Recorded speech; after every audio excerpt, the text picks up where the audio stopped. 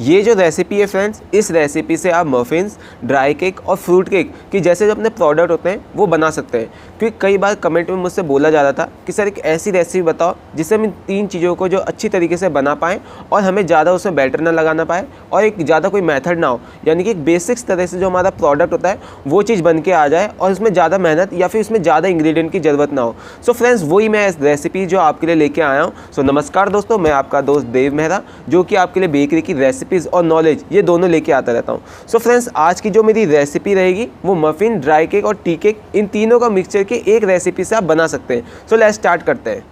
सबसे पहले फ्रेंड्स, आपको पता ही है बटर और शुगर को लेना है। इसकी क्वांटिटी क्या है, 1 किलो बटर लेना है और 1 किलो आपको शुगर लेना है। शुगर कौन सी लेनी है आपको, जो ब्रेकफास्ट शुगर हो।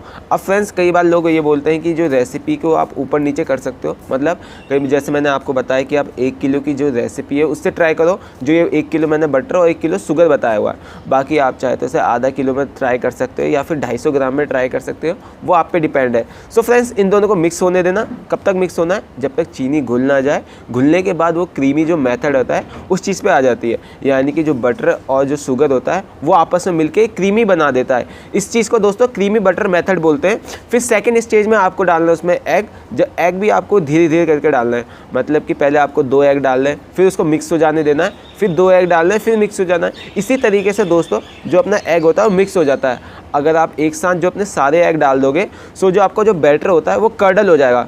कर्डल मतलब वो फटा सा हो जाएगा, फिर उसे काफ़ी देर तक आपको घुमाना पड़ेगा एक सिंगल स्पीड पे।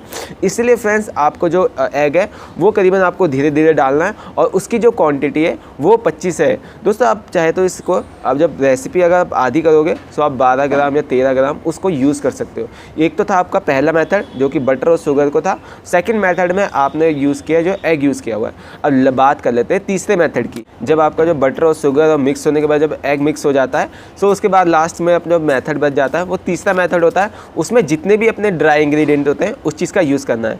जैसे कि आपको मैदा लेना है 1200 ग्राम, बेकिंग पाउडर 15 ग्राम, बेकिंग सोडा 15 ग्राम और उसमें वनीला एसेंस भी आपको यूज़ करना है। जो अपने फ्यू ड्रॉप होते हैं उसको आप पहले डाल देना लिक्विड के बाद, फिर उसके बाद अपने जो ड्राई इंग्रेडिएंट होते हैं उस चीज़ को डाल देना।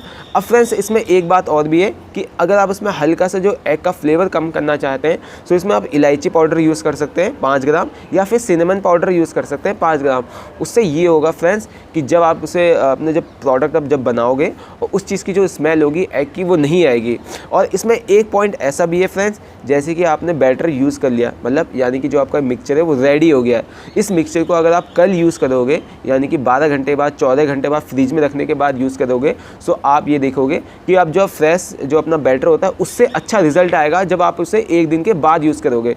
ये इसलिए होता है जो आपका जो बटर होता है, जो शुगर होता है वो अच्छी तरीके से सेट हो जाता है, यानी कि उतना फैलेगा नहीं और उतना फैल के नहीं आता है प्रोडक्ट, वो काफ़ी उठा सा आता है, स्पॉन्जी टाइप पे आता है। इसका ये बेनिफिट आपको उस वक्त मिल जाएगा जब आप उसे 1 दिन के बाद यूज़ करोगे। ठीक है फ्रेंड्स, बैटर आपका रेडी हो गया है। मैंने आपको ये भी बता दिया कि आप इसमें फ्लेवर कौन सा ऐड कर सकते हो, चाहे इलायची ऐड करना चाहो, सिनेमन ऐड करना चाहो, या फिर अगर आप अलग अलग तरह के मफ़िन्स और ड्राई केक बनाना चाहते हैं वो भी यूज़ कर सकते हैं। वो कैसे, अगर आप ब्लूबेरी ऐड करना चाहो तो उसे ब्लूबेरी ऐड कर सकते हो। डेट एंड वॉलनट में आप डेट एंड वॉलनट यूज़ कर सकते हो। बनाना केक में आप बनाना केक यूज़ कर सकते हो, लेकिन जो बनाना लोगे वो राइप बनाना लोगे, यानी कि पके हुए बनाना, उसका ज़्यादा अच्छा फ्लेवर आता है। और फ्रेंड्स, इसमें अलग अलग तौर के और भी प्रोडक्ट यूज़ कर सकते हो, जैसे मार्बल मफ़िन हो जाए या फिर मार्बल टी केक हो जाए। कोई भी अपना जो प्रोडक्ट होता है फ्लेवर में उस चीज़ को बना सकते हो। अब देखिए फ्रेंड्स, इसका टेम्परेचर क्या होगा, जो इसका जो बेसिक्स तौर पे जो मैंने आपको बताता हूँ कि जो ड्राई केक, मफ़िन और टी केक का जो टेम्परेचर होता है वो 165 से लेके वो 170 की डिग्री पे होगा। चाहे इसे OTG सिस्टम में पकाओ या फिर अपने नॉर्मल डेक ओवन में इस चीज़ को पका सकते हो। पकने की जो टाइमिंग है फ्रेंड्स वो करीबन 25 से लेकर 27 मिनट तक उस चीज़ को पकने में लगेगा।